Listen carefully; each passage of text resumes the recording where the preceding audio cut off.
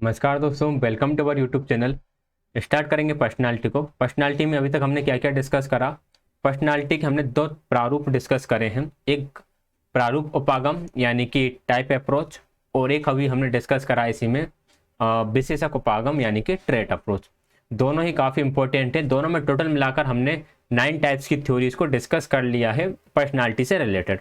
इसके बाद एक सबसे महत्वपूर्ण पर्सनालिटी का टाइप आता है जो कि है मनोगतिक उपागम। साइकोडायनेमिक अप्रोच ही बोला जाता है, साइकोसेक्सुअल अप्रोच ही बोला जाता है, एंड साइको एनालिटिकल अप्रोच भी बोला जाता है। यानी कि मनोगतिक उपागम एंड मनोविश्लेषणात्मक उपागम भी इसे बोल दिया जाता है। क्लियर है? दिया किसने था? ये दिया था सिगमंड फ्राइड ने।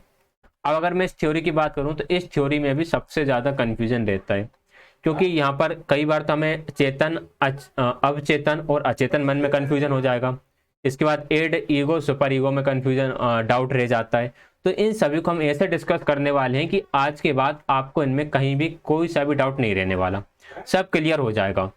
अगली बात, अब हम बात करेंगे सिगमंड फ्राइड की। तो सिगमंड फ्राइड ने मनोगतिक उपागम दिया, साइकोडायनेमिक अप्रोच दी, जो कि पर्सनालिटी से रिलेटेड है। ठीक है। अब ये सिगमंड फ्राइड कौन थे? सिगमंड फ्राइड एक तरह के मनोचिकित्सक थे। इनके पास लोग आते थे और ये उनकी जो भी समस्या उन समस्या को सोल्व करते थे। क्लियर हो गई बात? मतलब कि इनके पास पेशेंट्स आते थे और उनका ये इलाज करते थे। कैसे पेशेंट आते थे? जिनको मानसिक रूप से कोई समस्या होती थी, कोई एंजाइटी में हो, कोई स्ट्रेस में हो, तो उनका ये इलाज करते थे। क्लियर हो गई बात? और इन्होंने उन्हीं को इलाज करते करते करते करते अपनी ये थ्योरी डेवलप कर दी, साइकोडायनेमिक अप्रोच। ठीक। और फ्राइड ने मन के आंतरिक प्रकारों को समझने के लिए किस किस चीज का यूज करा? इन्होंने मुक्त सहचर्य का यूज करा, यानी कि फ्री एसोसिएशन, कि किस में किस तरह का संबंध है, इससे फ्री होकर इन्होंने किसी तरह का रिलेशन नहीं लगाया। स्वप्न विश्लेषण, ये पूछते थे कि आपको किस किस तरह के सपने आते हैं, उनको एनालिसिस करके इन्होंने व्यक्ति की पर्सनालिटी को बताना स्टार्ट करा।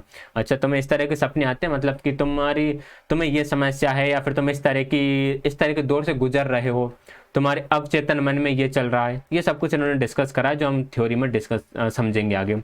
और फिर आता है त्रुटियों का विश्लेषण। आपको ये याद रखना है, इसमें से एग्जाम में डायरेक्ट पूछ कर आएगा। मुक्त साहचर्य यानी कि फ्री एसोसिएशन किसने यूज करा? सिगमंड फ्राइड ने। स्वप्न विश्लेषण, ड्रीम एनालिसिस, ये किसने करा? सिगमंड फ्राइड ने। एरर एनालिसिस किसने करा? सिगमंड फ्राइड ने। ये तीनों पॉइंट याद रखना, यहीं से क्वेश्चन बनकर आएगा। और ड्रीम एनालिसिस से क्वेश्चन बनकर आ चुका है। किस एग्जाम में आया मुझे एग्जैक्ट याद नहीं है, बट ड्रीम एनालिसिस से क्वेश्चन आया है। ठीक है। अब आगे बढ़ेंगे। इन्होंने मन के 3 प्रकार बताए। क्या बताए? मन के 3 प्रकार बताए कि मन के 3 प्रकार होते हैं: conscious mind, subconscious mind and unconscious mind. ये इसमें थोड़ा सा और क्लियर समझ में आएगा आपको कि कॉन्शियस कौन सा है, सबकॉन्शियस कौन सा है और अनकॉन्शियस कौन सा है। जो हमारा कॉन्शियस माइंड है, इसे हम बोलते हैं चेतन मन। जब भी हम कोई काम कर रहे होते, जैसे अभी हम कैसे हैं, अभी मैं अपना बताऊं तो मैं चेतन, मेरा जो चेतन मन है वही क्या कर रहा है, वही हेल्प कर रहा है पढ़ाने में, कि मुझे सामने एक लैपटॉप रखना है, पेन टेप रखना है, और कैसे बोलना है, क्या पढ़ाना है। तो ये सब कुछ मेरे चेतन मन में चल रहा है। अब subconscious mind and unconscious mind, इसमें सबसे ज्यादा कंफ्यूजन होता है कि यार सबकॉन्शियस माइंड क्या है और अनकॉन्शियस माइंड क्या है। चेतन मन तो समझ में आ गया, जो भी चीजें हमें दिख रही हैं, जिनके बारे में हम विचार कर पा रहे हैं, वो सब कुछ हमारे चेतन मन में है। जो भी कुछ हमें याद है, जिसे भी हम याद कर सकते हैं, वो सब हमारा चेतन मन में है। अब सबकॉन्शियस माइंड क्या है, समझो जरा कि सबकॉन्शियस माइंड क्या है। एग्जाम में क्वेश्चन आया, आप ही के एग्जाम में क्वेश्चन आया कि कोलबर्ग से ही आ गया, मान लो कोलबर्ग से क्वेश्चन आ गया कि स्टेजेस कितनी है और लेवल्स कितने हैं। क्या क्वेश्चन आ गया कि कोलबर्ग ने जो दिया है उसमें स्टेजेस कितनी है, लेवल कितने हैं। अब आप कंफ्यूज हो कि यार 3 किस्में रखें और 6 किस्में रखें, 3 लेवल थी या 3 स्टेजेस थी, 6 लेवल थे या 6 स्टेजेस थी। ये क्या चीज हुई? अब आपको याद नहीं आ रहा है कि यार 3 और 6 को रखना किस में है, स्टेजेस को 3 करूं या लेवल्स को 3 करूं, स्टेजेस को 6 करूं या लेवल्स को 6 करूं। फिर आप अपने दिमाग में थोड़ा सा जोर डालते हो, दिमाग लगाते हो कि उसको, कि कैसे कैसे वो थ्योरी आपने पढ़ी थी उस टाइम पर, क्या क्या चीज़ें आपने समझी थी। फिर आपको अचानक से कि कोई ट्रिक वगैरह याद आ जाती है और आप समझ जाते हो कि हाँ, जो हमारी स्टेजेस थी वो 3 थी और लेवल्स कितने थे, 6 थे। क्लियर हो गई बात? यानी कि जो स्तर थे स्तर 3 थे, और ये स्तर कितने चरणों में कंप्लीट होते थे? ये 6 चरणों में कंप्लीट होते थे। क्लियर है? शायद ये 3-6 का क्या लफड़ा है, मैं कंफ्यूज हो गया क्या? हिंदी में सही लिखा मैंने, 3 स्तर थे और 6 चरण थे। ये इधर आएगा, एक मिनट, ये देखो मेरे सबकॉन्शियस माइंड हिल गया यहाँ पर। रुको जरा, मैं इसे इरेज करके सही से लिखता हूँ।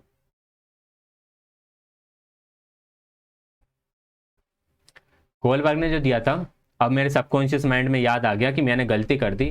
क्या गलती कर दी? कि जो स्टेजेस थी, स्टेजेस 6 थी, और जो लेवल्स थे, लेवल्स 3 थे। यानी हम लेवल को बोल देते हैं स्तर, और स्टेजेस को क्या बोलते हैं? चरण।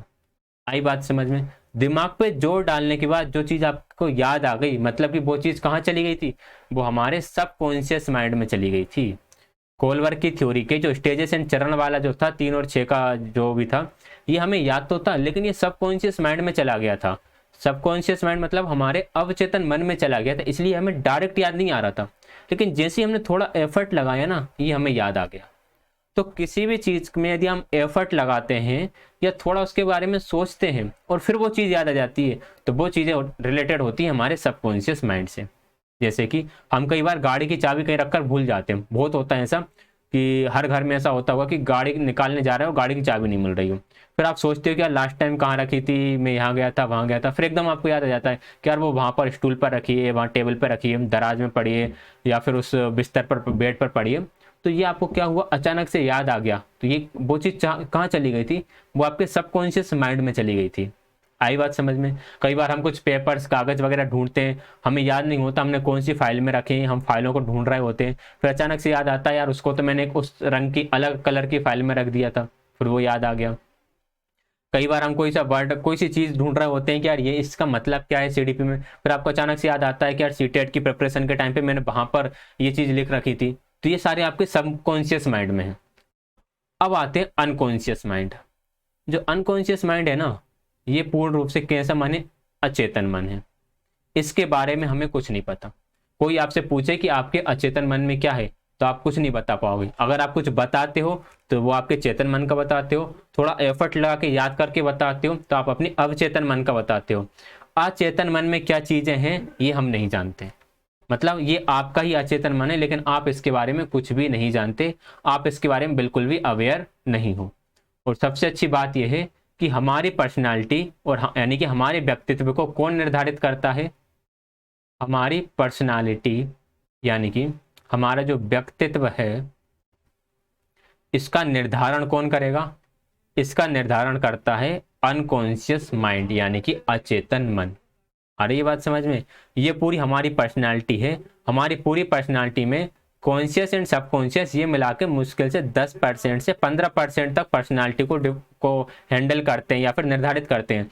बाकी जो आपकी 85 to 90% पर्सनालिटी है वो कौन निर्धारित करेगा? अचेतन मन ही करेगा।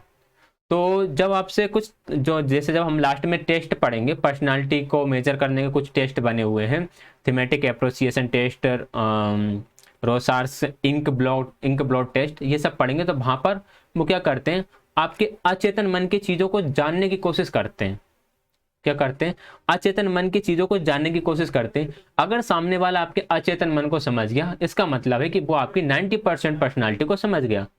90% पर्सनालिटी को समझने के बाद कोई भी आपको डिफाइन कर सकता है कि यार आप किस तरह के दिखते हो, आपका व्यवहार किस तरह का होगा, आपकी लाइफ में क्या चल रहा है। आई बात समझ में? चेतन, अवचेतन और अचेतन मन में क्या डिफरेंस है, एक बार में फटाफट ऐसा करते हैं, स्लाइड पे जाते हैं, स्लाइड से समझाता हूँ मैं आपको। चेतन मन, जिसके बारे में लोग पूर्ण रूप से जागरूक होते हैं, जो भी चीजें हमें याद होती हैं वो सारी चेतन मन में है। अचेतन मन, सबकॉन्शियस माइंड, इसके प्रति तब जागरूक होते हैं जब सावधानी पूर्वक सोचते हैं। जब हम किसी चीज के बारे में ध्यान से सोच रहे होते हैं तब वो चीज अवचेतन मन में होती है, वो अवचेतन मन से आती है, ये कह सकते हो। और अचेतन, इसके प्रति हम जागरूक नहीं होते हैं, हमें नहीं पता कि क्या है हमारे अचेतन मन में। ठीक है? जो हमें सपने आते हैं ना रात को सोते टाइम, ऐसी चीज़ों के सपने आ जाते हैं जो जिसके बारे में हमने सोचा ही नहीं होता है, तो वो कहीं ना कहीं हमारे अचेतन मन का ही एक रूप होता है। ठीक है ना?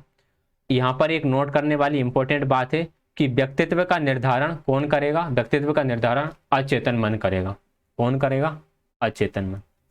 अब ये चीज़ तो हमें समझ में आ गई यार, कॉन्शियस, सबकॉन्शियस, अनकॉन्शियस माइंड्स क्या होते हैं। और ये किस तरह से हम इसे डिफाइन कर सकते हैं।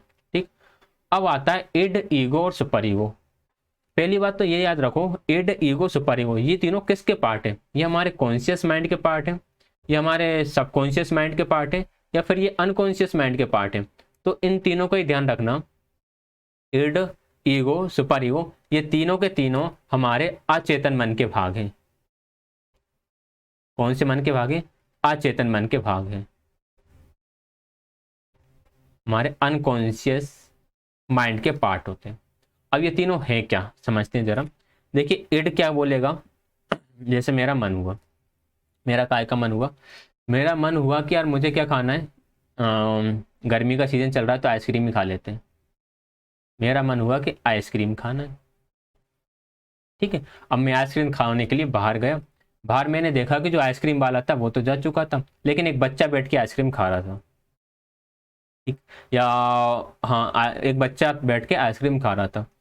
या फिर ऐसा कह लेते हैं थोड़ा सा, और इट को और हावी बनाते हैं। भाई आइसक्रीम वाला था, लेकिन मेरे पास क्या नहीं थे, मेरे पास पैसे नहीं थे। अब आइसक्रीम खाने का मन तो था, लेकिन मेरे पास पैसे नहीं थे। तो मेरा इड क्या बोलेगा कि भाई तेरा आइसक्रीम खाने का मन है ना, तू क्या कर, आइसक्रीम वाले के पास जा, उससे आइसक्रीम ले और आइसक्रीम लेके भाग जा और दूर बैठ के खा ले। मतलब कि पैसे नहीं है, लेकिन उससे छुड़ा के खा लो। तुम्हारे अंदर जो भी इच्छाएं हैं उनकी पूर्ति करो, कैसे भी करके, चाहे इसके लिए आपको कुछ भी करना पड़े, चोरी करो, झूठ बोलो, किसी का मर्डर करना पड़े वो भी कर दो, लेकिन अपनी इच्छाओं की पूर्ति करो। ये बोलता है हमारा कौन? इड बोलता है। आई बात समझ में? अब सुपर ईगो क्या बोलेगा? सुपर ईगो बोलेगा भाई तुम्हारे पास पैसे नहीं है ना, तुम आइसक्रीम नहीं खा सकते, मतलब तुम्हें नहीं खाना है। तुम्हें क्या करना है? तुम्हें नहीं खाना है, मतलब जो गलत है, गलत काम नहीं करना, पैसे नहीं है नहीं खाना, कुल मिला के सुपर ईगो। अब ईगो क्या कह सकता है? अब भाई आपका मन तो है खाने का, इड ने तो बोल दिया कि खाना ही नहीं है, मतलब इड ने तो बोला खा लो भाई कैसे भी करो, तुम्हें तो आइसक्रीम खाने से मतलब है। सुपर ईगो ने बोला कि नहीं, जब तक पैसे नहीं आएंगे तब तक मत खाना, खुद कमाओ और खुद खाओ। ईगो क्या बोलेगा कि यार ऐसा करते ना, आइसक्रीम वाले से थोड़ी सी बात कर लेते कि ना भाई देखो, हम तुम्हारा रोज आते रहते हो, रोज के ग्राहक हैं, ऐसा करो कल ले लेना पैसे, आज आइसक्रीम दे दो, थोड़े ज़्यादा ले लेना, कल ले लेना पैसे। तो ये काम कौन करेगा? ये काम करेगा ईगो। आई बात समझ में? तो ईगो क्या करेगा? ईगो एक तरह से बैलेंस यानी कि संतुलन बनाने का काम करेगा। क्या बनाने का काम करेगा? संतुलन यानी कि बैलेंस बनाने का काम करता है इड एंड सुपर ईगो के बीच में। ठीक, फिर एक और बात आ जाती है कि ये डेवलप कब होते हैं। जो इड होता है, इड आपका जन्म से ही होता है। जन्म से मतलब वाई बोर्न, जब आपका जन्म होता है तभी से आपका इड डेवलप हो जाता है। फिर आपका ईगो डेवलप होगा, ईगो डेवलप होता है जन्म के बाद, और सुपर ईगो डेवलप होता है आपका चाइल्डहुड में। जब आप लेटेंसी स्टेज में होते हो ना, 6 से 12 वाली, 6 से 12 वाली अवस्था में होता है आपका सुपर ईगो डेवलप।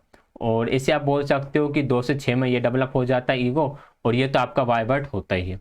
ठीक है, अब हुआ क्या, चलिए ये तीनों समझ में आ गया। ये तीनों किसके भाग होते हैं? अनकॉन्शियस माइंड के भाग होते हैं। इड काम को करना ही है, चाहे कुछ भी हो उसका परिणाम सिर्फ इच्छाओं की पूर्ति करने पर बल है। सुपर ईगो संत आदमी है बिल्कुल, मतलब कि गलत काम बिल्कुल नहीं करना। ईगो संतुलन बनाने का काम करता है कि यार थोड़ा बहुत चलता है ये वाला काम। ठीक है, अब इनमें हम थोड़ा सा डिफरेंट समझ लेते हैं और अच्छे तरीके से। ये आते हैं स्ट्रक्चर, स्ट्रक्चर ऑफ पर्सनैलिटी में। ये बात और ध्यान रखना कि ये क्या है, जो हमने चेतन, अवचेतन और अचेतन पढ़ा, ये 3 लेवल हैं किसके? चेतना के, कॉन्शियसनेस के। ठीक, और ये जो पढ़ रहे हैं हम इड, ईगो, सुपर ईगो, ये क्या है? ये स्ट्रक्चर है पर्सनालिटी के। कई बार हमें यही समझ में नहीं आता यार कि ये चीज़ें हैं क्या। तो id, ego, super ego personality के 3 स्ट्रक्चर होते हैं। एंड जो चेतन, जो चेतना है, कॉन्शियस, सबकॉन्शियस, अनकॉन्शियस, ये 3 लेवल होते हैं कॉन्शियसनेस के। ठीक है, अब पढ़ेंगे सबसे पहले इड। इड क्या है? जन्मजात होता है, इच्छाओं की प्राप्ति, नैतिकता नहीं होती, इसमें कोई नैतिकता का काम नहीं, अपन को चीज़ें चाहिए तो चाहिए ही। एंड ये ईवल बोला जाता है। ईवल मतलब क्या होता है? जिसे पापी बोलते हैं, उस तरह का व्यवहार होता है इड का। ईगो यानी कि अहम, आफ्टर बर्थ, जन्म के बाद डेवलप होगा। बैलेंस पर्सनालिटी आपकी पर्सनालिटी को बैलेंस करके रखेगा, ना तो इड को हावी होने देगा, ना सुपर ईगो को हावी होने देगा। ये रियलिटी पर आधारित होता है, वास्तविकता पर, मतलब कि जो काम वास्तविकता में हो सकता है। जैसे कि आइसक्रीम वाले से आप बोलो कि भाई पैसे कल ले लेना, तो ये काम रियलिटी में हो सकता है, वो मान जाएगी चलो ठीक है बाद में दे देना। Control id and super ego, ये इड एंड सुपर ईगो को कंट्रोल करके रखता है। सुपर ईगो बचपन में ही डेवलप हो जाता है, इसमें बहुत ज़्यादा मोरलिटी होती है, नैतिकता हम बोल सकते हैं कि इसमें बहुत ही ज़्यादा नैतिकता होती है। कितनी होती है? बहुत ही ज़्यादा। ये पूर्णतावादी परफेक्शनिस्ट होता है, मतलब कि एकदम बिल्कुल सच्चा ईमानदार इस टाइप का। इसमें आते हैं संत आदमी। एक मिनट देख लूँ ये आपको दिख रहा है कि नहीं।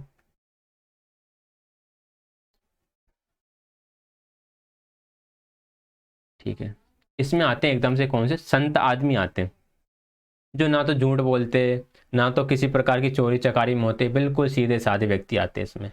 क्लियर होगा तीनों, एड ईगो सुपर ईगो। अगर अभी भी कोई डाउट हो तो कमेंट करिएगा, मैं वो डाउट भी क्लियर कर दूंगा। ठीक, अब बढ़ते हैं आगे। एक इंपॉर्टेंट पॉइंट है कि id ego and super ego, ये तीनों किसके पार्ट होते हैं? ये तीनों अचेतन मन के भाग होते हैं, पार्ट ऑफ अनकॉन्शियस माइंड। याद रखना ये बात। आगे आते हैं, फिर उन्होंने दी 5 स्टेजेस। जैसे हर एक जो भी क्या बोलते हैं, कौन होते हैं, मनोवैज्ञानिक जो होते हैं, वो अपना सिद्धांत बनाते हैं, फिर कुछ डेवलपमेंट की स्टेजेस देते हैं। ऐसे इन्होंने भी 5 स्टेजेस दी हैं। पहली स्टेज है इनकी मुखावस्था, यानी कि ओरल स्टेज। जैसे हमें ओरल पता चल रहा, ओरल मतलब आपके मुंह से रिलेटेड है, जिसे हम बोल सकते हैं ये किससे, आपके मुख से संबंधित है। ये होती है जन्म से 1.5 साल या 2 साल भी देखने के लिए आपको मिल सकता है, बर्थ टू 2 ईयर्स। इसमें अंगूठा चूसना, यानी कि थंब सकिंग, काटना, बाइटिंग, भोजन ग्रहण करना, टेकिंग फूड, इन सबको काम करने में आनंद आता है। वो चीज़ों को बार बार मुंह में क्यों रखते हैं? जैसे छोटे बच्चों को आप कुछ भी खाने के लिए दोगे, आप उन्हें पेन खेलने के लिए दोगे, पेन को मुंह में रख लेंगे। अगर मैं ये माउस उन्हें दूंगा तो ये वो माउस को भी मुंह में रख लेंगे। मोबाइल फ़ोन को उठा के मुंह में रखेंगे, हर चीज़ को वो मतलब मुंह में रख लेते हैं। तो उन्हें इसी में आनंद आता है, आनंद की अनुभूति होती है उसे उन्हें इसमें। ठीक है, तो ये मुखावस्था हो गई। फिर आती है गुदावस्था, जिसे हम बोलते हैं अनल स्टेज। गुदीय अवस्था या अनल स्टेज बोला जाता है, ये लगभग 1.5 से 3 साल तक होता है। इसमें मल मूत्र त्याग जैसे शारीरिक कार्यों में उन्हें आनंद की अनुभूति होती है, उन्हें अच्छा लगता है बार बार ये काम करना, मल मूत्र बार बार त्यागना, ये उन्हें इसमें उन्हें प्लेजर मिलता है। जो प्लेजर की बात सिगमंड फ्राइड करते हैं, मुखावस्था में तो अंगूठा चूसने या किसी भी चीज़ों को चूसने से मिल रहा है, मुंह में रखने से मिल रहा है, लेकिन गुदावस्था में इस तरह की जब वो शारीरिक क्रियाएं करते हैं तो उसी में उन्हें प्लेजर फील होता है। ठीक, फिर आता है लिंग प्रधान अवस्था, फैलिक स्टेज। फैलिक स्टेज होती है 3 to 6 ईयर्स। इस अवस्था में भी जो कामोत्तेजना, अच्छा जो कामोत्तेजनाओं के बारे में बात करी, जो लिबिडो की टर्म दी है, मैं लास्ट में इसको डिस्कस करने वाला हूँ लिबिडो क्या है। जो सेक्सुअल डिजायर है, ये ध्यान रखिएगा, सेक्सुअल डिजायर जो है ना, ये बच्चे में जन्म से ही होते हैं।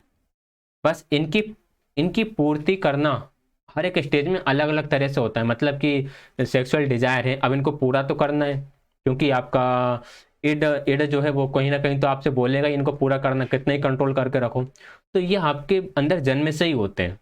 बस ये होता है कि हर एक अवस्था में इनकी संतुष्टि का तरीका अलग अलग है। आ रही है बात समझ में?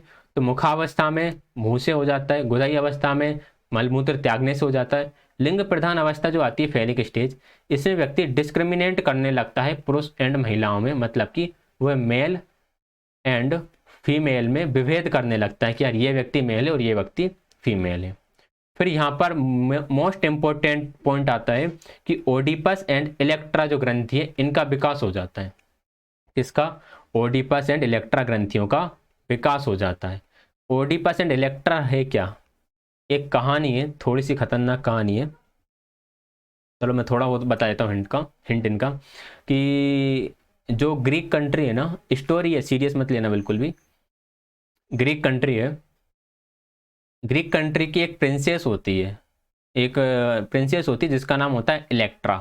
ठीक है, इलेक्ट्रा क्या करती है? इलेक्ट्रा अपने फादर से शादी करना चाहती है, तो और उसे लगता है कि इसके बीच में जो बाधा है वो कौन है? वो उसकी माँ है। तो वो अपनी माँ, अपने भाई की मदद से अपनी माँ का मर्डर करवा देती है। ठीक है, इस तरह का एक इलेक्ट्रा है। ऐसे ही ओडिपस की कहानी है कि एक लड़का अपने फादर की डेथ करके फादर को सज़ा देकर अपनी माँ से शादी कर लेता है। हालांकि ये सिर्फ एक स्टोरी है, कोई रियलिटी नहीं है इसमें।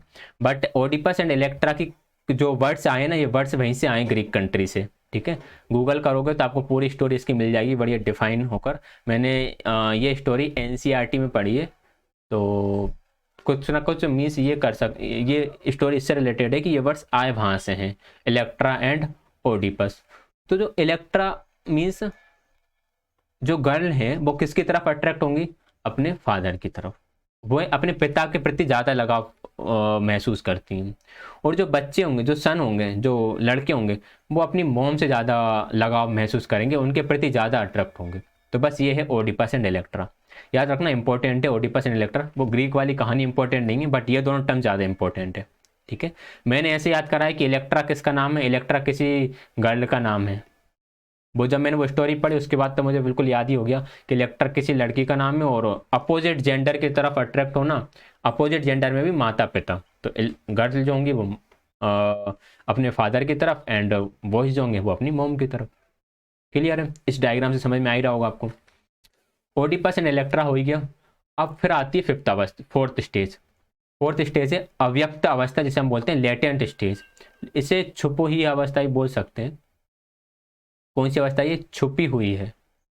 ये इसमें आपकी जो कामेच्छाएं हैं ये थोड़ी सी निष्क्रिय हो जाती हैं। ये निष्क्रिय कुछ इस तरह से हो जाती हैं कि होती तो है बच्चे के अंदर, लेकिन बच्चे को लगता है ये गलत है, ये काम, ये जो काम है ना, इस तरह की इच्छाएं मन में उठना, ये गलत है। इसलिए वो क्या करता है? इनको दबा के रखता है।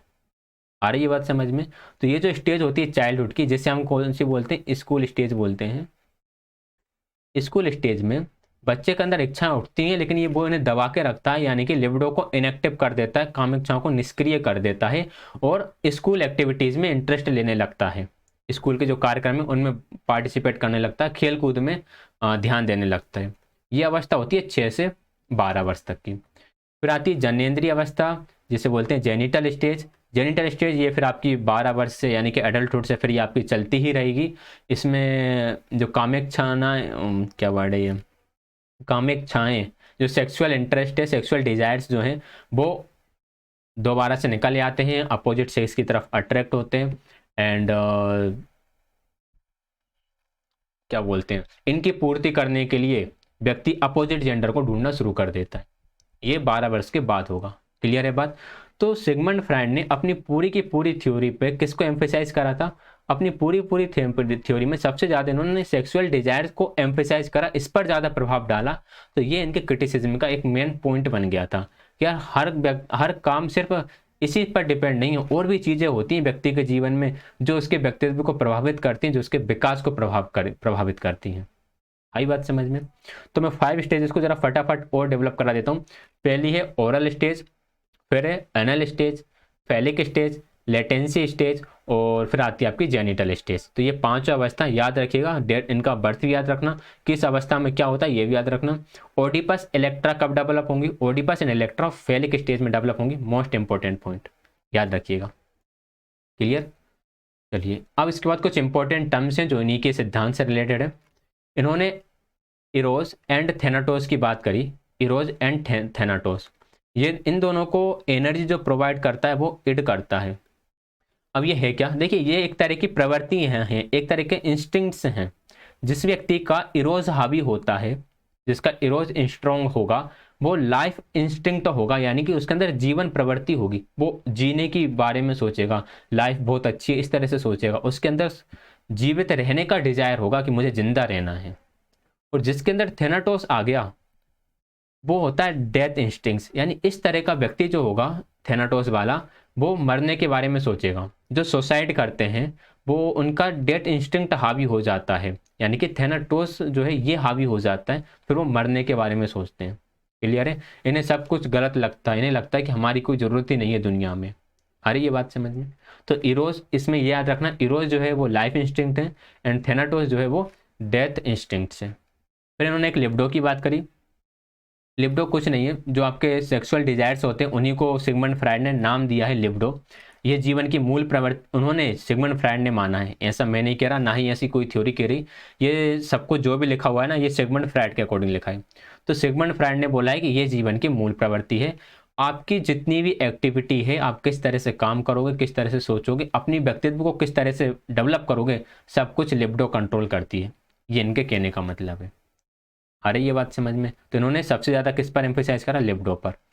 फिर आता है फिक्सेशन, ये इंपॉर्टेंट टर्म है थोड़ा सा, स्थिरीकरण। फिक्सेशन है क्या? देखिए, जो ओरल स्टेज है, ओरल स्टेज होती है 1.5 या फिर 2 ईयर्स तक। तो 2 साल तक ही बच्चे को अंगूठा चूसना चाहिए, उसके बाद बंद कर देना चाहिए। लेकिन कई बच्चे बड़े हो जाते हैं, लगभग 6 साल, 7 साल, 8 साल के बच्चे हो जाते हैं, फिर भी वो अंगूठे को चूसते रहते हैं। तो होता क्या है, अगर जिस तरह की संतुष्टि या ग्रेटिफिकेशन बच्चे को उस स्टेज में नहीं मिलता, ओरल स्टेज में अगर उसे उस तरह ग्रेटिफिकेशन नहीं मिलता, तो बच्चा उस स्टेज पर रुक जाता है, फिक्स हो जाता है, जिसे फिक्सेशन बोलते हैं। फिर वो आने वाली अगली अवस्थाओं में भी उसी अवस्था की तरह व्यवहार प्रदर्शित करता है। आई बात समझ में? किसी एक अवस्था में असफल विकास के कारण उस अवस्था पर बच्चे का रुक जाना, बच्चे का स्थिरण हो जाना, यही कहलाता स्थिरीकरण। क्लियर है? तो ओरल स्टेज से आपको समझ में जाएगा, अंगूठे को चूसने से बच्चे को भाई 2-3 साल तक, ज़्यादा से ज़्यादा 3 साल तक चूसना चाहिए था, लेकिन वो 6 साल, 7 साल, 8 साल का होने के बाद भी उसी तरह की एक्टिविटी कर रहा है। इसका मतलब कि वो फिक्सेशन स्टेज में है, उसका स्थिरीकरण हो गया है, वो उसी स्टेज में अभी थोड़ा सा रुक गया है। क्लियर? ऐसा नहीं इसके बाद डेवलप नहीं होगा, डेवलप होता रहेगी। सारी चीज़ें जिस तरह से स्टेजेस चल रही थी वो स्टेजेस चलती ही रहेंगी, लेकिन साथ में उसके भी कुछ कैरेक्टरिस्टिक उसके अंदर रहेंगे। क्लियर? तो ये होगी फिक्सेशन स्टेज।